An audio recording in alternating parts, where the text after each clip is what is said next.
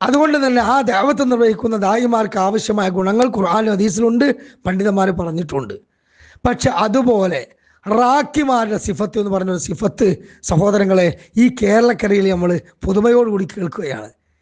എൻ്റെ വായിലൂടെ അല്ലാതെ ഈ 2012 മുമ്പ് ഞാൻ ചോദിക്കട്ടെ, മുജാഹിദ് പ്രസ്ഥാനത്തിലെ ഏതെങ്കിലും ഒരു പണ്ഡിതനെ കെ എം മൗലവിയുടെ വായിൽ നിങ്ങൾ കേട്ടിട്ടുണ്ടോ?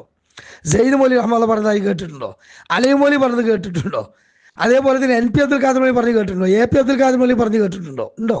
നിങ്ങൾ പറഞ്ഞേരി. അബ്ദുറഹ്മാൻ സലഫി പറഞ്ഞു കേട്ടിട്ടുണ്ടോ? അനീഫ് കാക്കോടി, അനസ് മൗലവി പോലുള്ള ഈ ആധുനിക കാലഘട്ടത്തിലെ പണ്ഡിതന്മാർ ഇല്ല. മന്ത്രങ്ങൾ 3 വിധമാണ്. ഒന്നാമത്തേത് ശറഇയായ മന്ത്രം, അർറുഖിയ അശ്ശറഇയ, അഥവാ അള്ളാഹുവിൻ്റെ കലാമ് കൊണ്ടുള്ള നബി സല്ലല്ലാഹു അലൈഹി വസല്ലമ പഠിപ്പിച്ചു തന്ന സ്ഥിരപ്പെട്ട് ഹദീസുകളിൽ വന്ന ദിക്റുകളെ കൊണ്ട്, മന്ത്രങ്ങളെ കൊണ്ടുള്ള മന്ത്രം. ഇത് യഥാർത്ഥ മന്ത്രമാണ്, അനുവദിച്ച മന്ത്രമാണ്, ചെയ്യേണ്ട മന്ത്രമാണ്. ആ മന്ത്രങ്ങൾ ചെയ്യാൻ പണ്ഡിതന്മാർ ചില നിബന്ധനകൾ പഠിപ്പിച്ചു തന്നിട്ടുണ്ട്.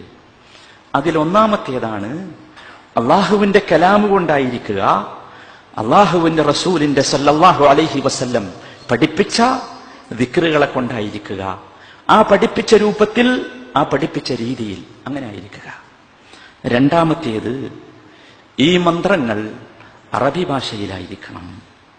അറബി ഭാഷയിലായിരിക്കണമെന്ന് മാത്രമല്ല, കേൾക്കുന്നവന് വ്യക്തമാകുന്ന, കാര്യങ്ങൾ മനസ്സിലാകുന്ന രൂപത്തിലായിരിക്കണം. അതാണ് യഥാർത്ഥ മന്ത്രം. കള്ളി വരച്ച് അറബി ഭാഷയിലുള്ള അക്ഷരങ്ങൾ തിരിച്ചോ മറിച്ചോ എഴുതിയാൽ അതെന്തല്ല?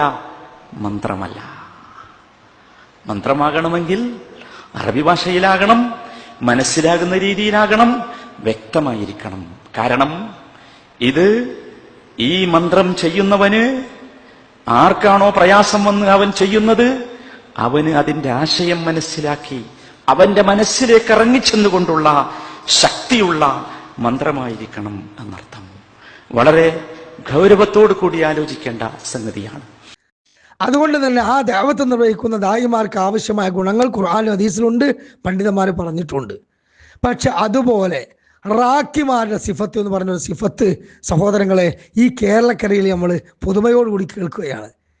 എൻ്റെ വായിലൂടെ അല്ലാതെ ഈ 2012 മുമ്പ് ഞാൻ ചോദിക്കട്ടെ, മുജാഹിദ് പ്രസ്ഥാനത്തിലെ ഏതെങ്കിലും ഒരു പണ്ഡിതനെ കെ എം മൗലവിയുടെ വായിൽ നിങ്ങൾ കേട്ടിട്ടുണ്ടോ?